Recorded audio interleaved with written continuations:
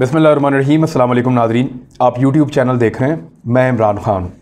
कुछ आवाज़ें आपको आ रही हैं, कुछ बाज़गश्त आपको सुनाई दे रही है कि कश्मीर आज़ाद होने वाला है और अब अगली बारी जो है वो कश्मीर की है। ये ख़बर क्या है, कैसे है, ये मैं आपको बताता हूँ। देखें, अगर आप तसलसल के साथ इलाक़ों को देखें तो मगरिब से आप मशरिक़ की तरफ आ रहे हैं। एक्चुअली पहले अज़रबैजान का एक बड़ा लंबा तनाज़ा था, लगभग 30 साल वो तनाज़ा चला, वो हल हो गया इस साल।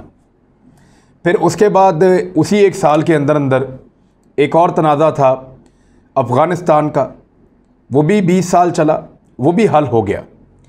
इस खित्ते में तनाज़ात कम होते चले जा रहे हैं।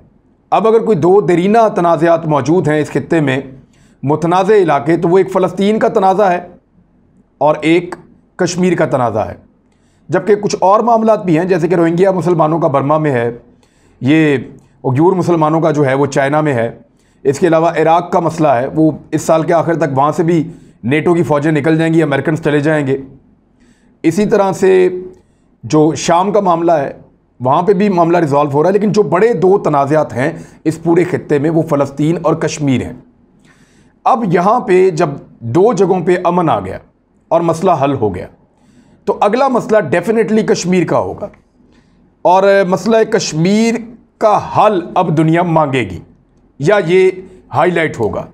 कश्मीर के मुजाहिदीन जो एक फ़ितरी अमल है कि वो अब तेज़ हो जाएंगे, ज़्यादा ज़ोर लगाएंगे, जैसे फ़लस्तीनी ज़ोर लगा रहे हैं आज़ादी के लिए, जैसे अफ़गानियों ने ज़ोर लगाया बड़े अरसे तक कि जो बैरूनी फोर्सेज आई हुई थी वो निकल जाए वहाँ से, जैसे अज़रबैजान की फ़ौज ने ज़ोर लगाया।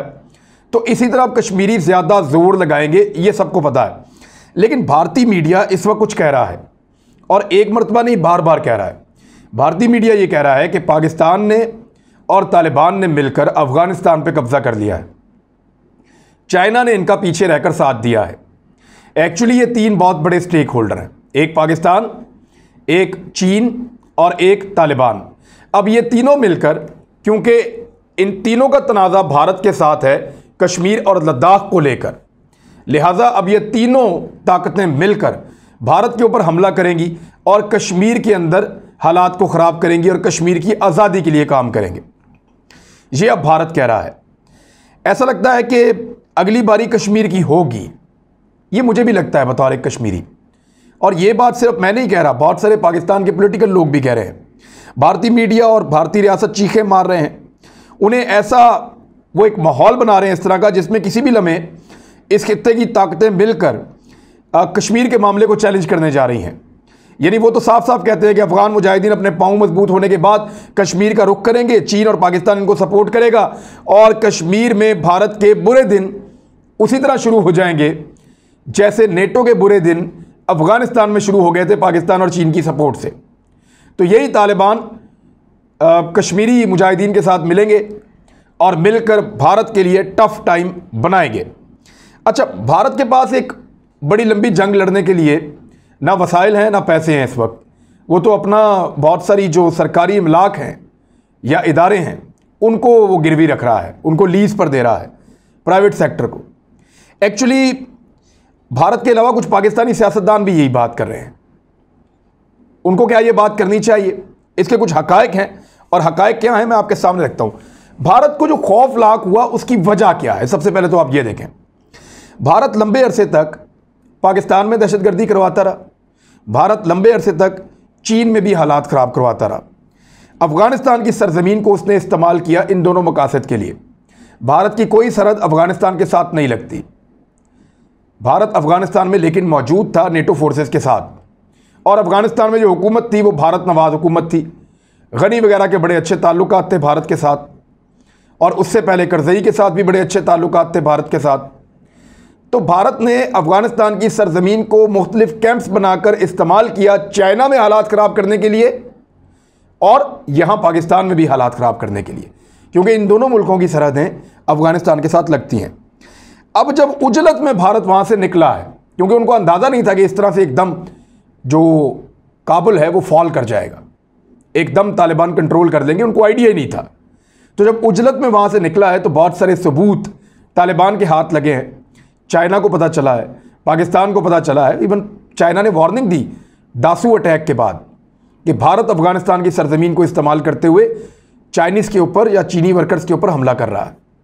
और अभी एक दिन पहले भी उन्होंने 2 दिन पहले एक आर्टिकल में वार्निंग दी है और उन्होंने अपने सरकारी अखबार के अंदर ये लिखा है, ग्लोबल टाइम्स में, भारत और अमेरिका बाज रहें और वो पाकिस्तान के अंदर पाकिस्तान और चीन को नुकसान ना पहुंचाएं और सी पैक के खिलाफ जो साजिशें हैं उनको बंद किया जाए।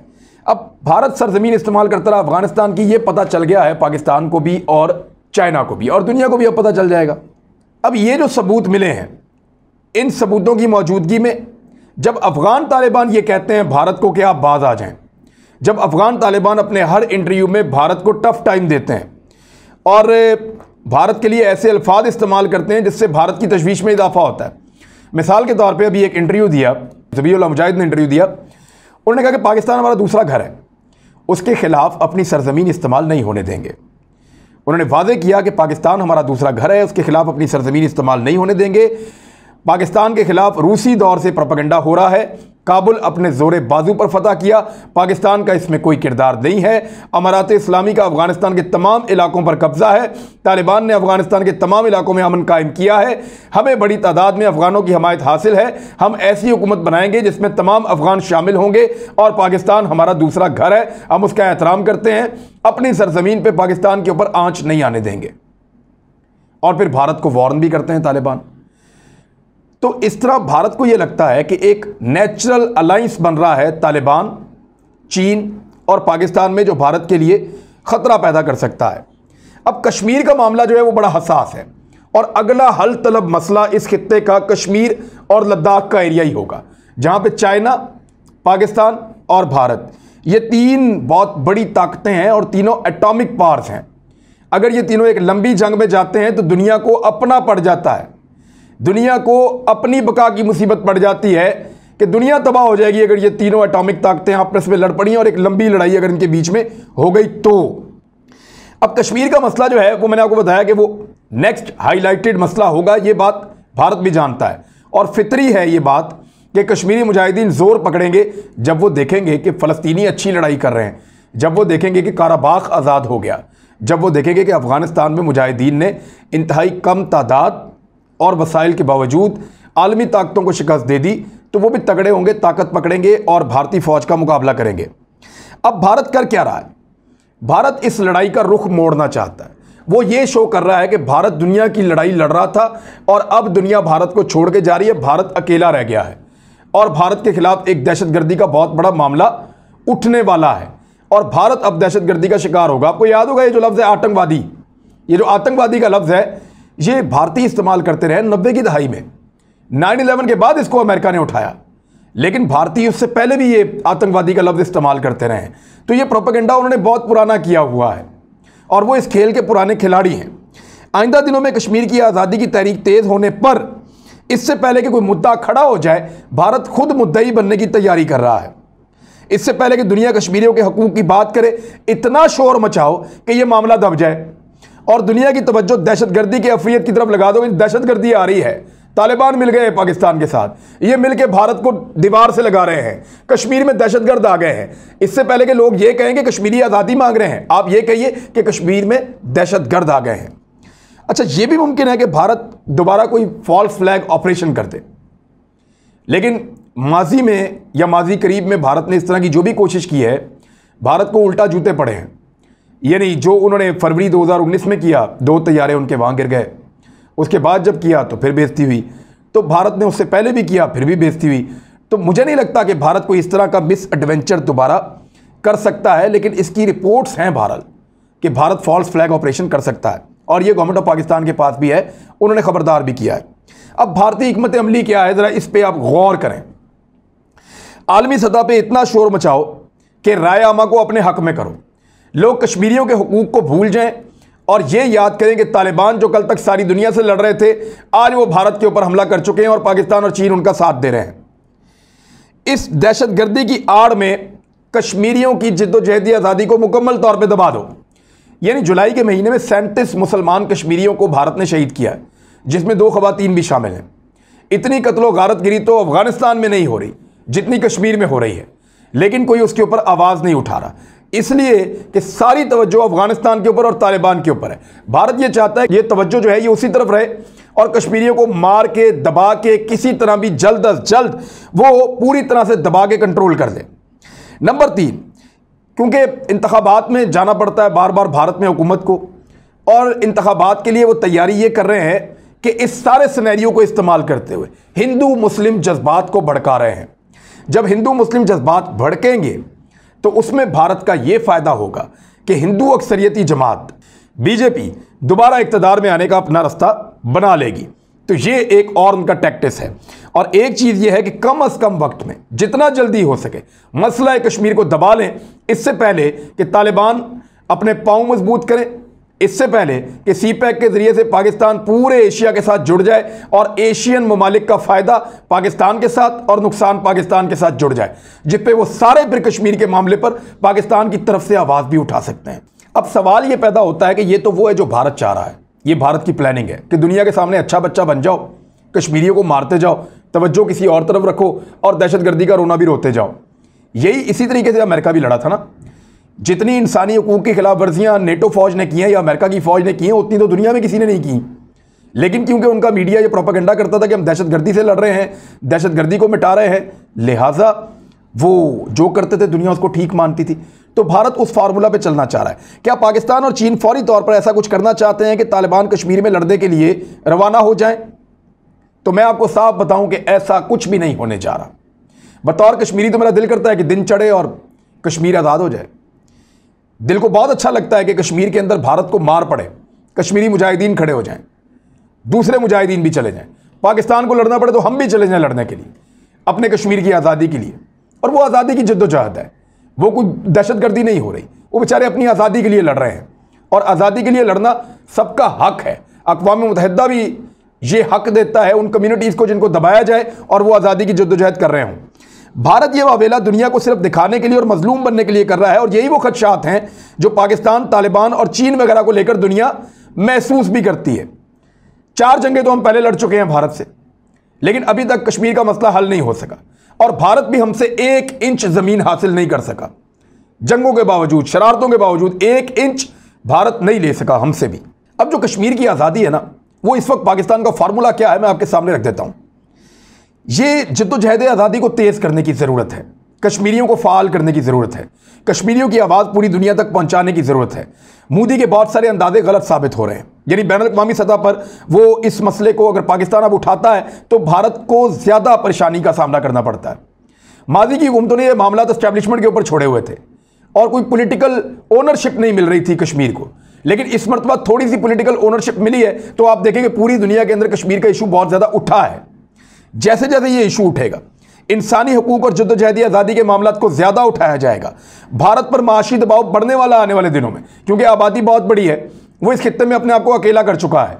जिस अमेरिका और मगरब के लिए उसने चीन से और रशिया से ताल्लुकात को पसे पुश डाला, जिस मगरबी ममालिक को खुश करने के लिए, उनके इत्तेहाद को खुश करने के लिए भारत ने चाइना के साथ टक्कर ली, वो इस तरीके से यहां से अचानक निकल जाएंगे, भारत ने कभी सोचा भी नहीं था वो टक्कर देते हुए। 2019 में या 2017 में जब भारत चीन के साथ लड़ाइयां कर रहा था तो उस वक्त कभी भी भारत के दिमाग में यह नहीं था कि अमेरिका इस खित्ते को ऐसे अचानक छोड़ के चला जाएगा और अफगानिस्तान से भारत को रातों रात जूतियां छोड़ के भागना पड़ेगा। ये उनके दिमाग में नहीं था। तो अब प्रैक्टिकली वो यहां पे अकेले रह गए हैं। आने वाले दिनों में इतनी बड़ी आबादी को खिलाने के लिए उनको तिजारत करनी है, उनको रास्ते चाहिए, उनको आगे बढ़ना है, दुनिया के साथ मिलकर चलना है। तो इस खित्ते में वो अपने आप को एक मसला कश्मीर और लद्दाख के मामले की वजह से अकेला कर रहे हैं। यह भारतीयों के लिए बड़ा संजीदा मामला है। नंबर 1, इंसानी हकूक के मामलों पे आलमी प्रेशर बढ़ाया जाए। नंबर 2, जद्दोजहद आज़ादी कश्मीर जो है, जो मुजाहिदीन वहां पे लड़ाई कर रहे हैं, उनको हर तरह की सपोर्ट दी जाए।